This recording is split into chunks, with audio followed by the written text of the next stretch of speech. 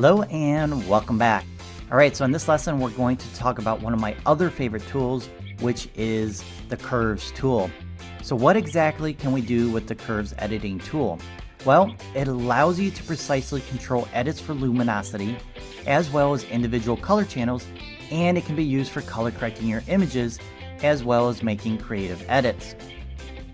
There's a lot to learn about Curves, and we're not going to cover everything in this lesson. Instead, we're just going to stick with some of the basics. So I'm going to go ahead and add a tone curve adjustment layer, and then we'll take a look at the editing panel and some of the options we have for using the Curves tool.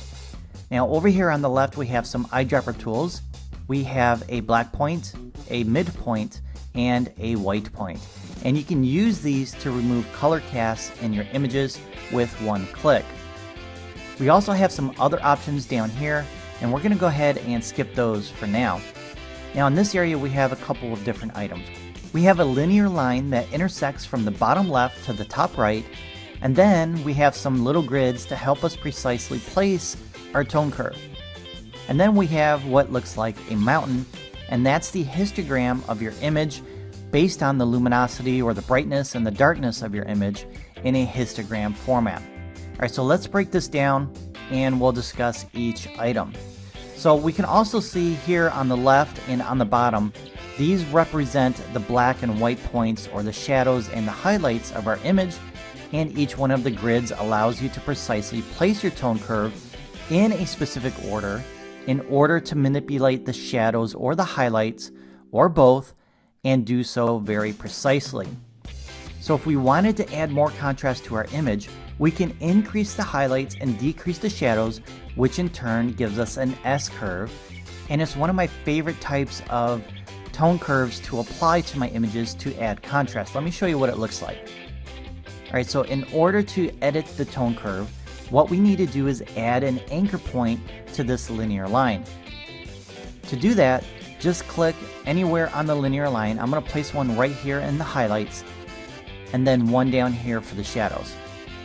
Then if I click on this anchor point and drag it up, I will be affecting the highlights and making them more intense or brighter. Then if I click on this anchor point and drag down, I will be increasing the intensity of the blacks or the shadows, and now we have what looks like an S-curve. So this is a very popular type of tone curve adjustment that allows us to equally apply contrast for the highlights and the shadows.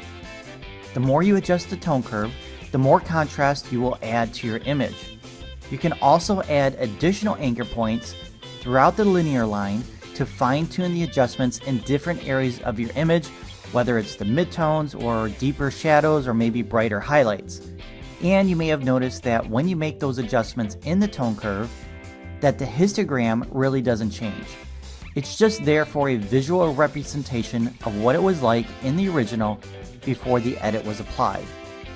In order to see if any part of your image is being clipped in the highlights or the shadows, you need to access the histogram window in order to see what it looks like once the tone curve is applied. So I recommend having the histogram open when you're applying edits via the tone curve to make sure that no clipping is being applied to your image. Sometimes it's easier to see the clipping when you change the histogram window from color to luminosity. So anything with a large spike or lots of data on one end or the other will let you know that that area or the white point or the black point is being clipped.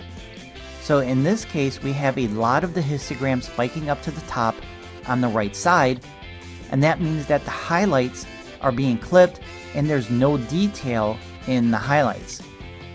This is a great way to see if you're over editing an image and lowering the quality of it.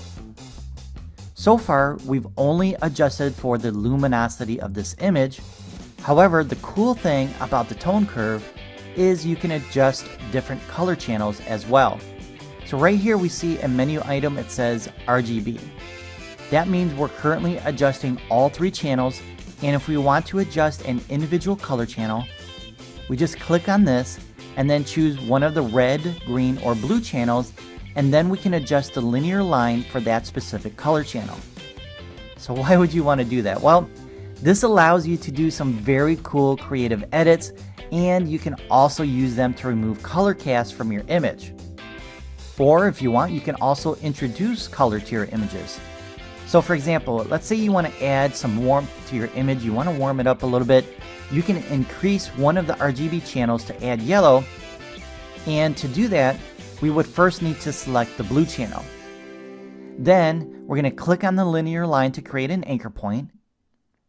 Click and drag that anchor point down, and that will add yellow to your image and warm it up. If you want to do the opposite and cool it down, then you will drag it up instead, and that will add blue to your image. That's pretty cool if you ask me. I love using the curves tool. Alright, you may have noticed when we did create the curves adjustment layer, it also added a layer mask, and we know from previous lessons this will allow you to precisely control where the tone curve edits are being applied. Right now it may not seem like it, but the tone curve is a very powerful tool for doing some creative edits. Throughout the different lessons in this course, we're going to be using the tone curve to do those creative edits for creating the different types of light effects that we will be creating. And that's a quick look at the Photoshop Curves tool. In the next lesson, we're going to take a quick look at the Levels tool.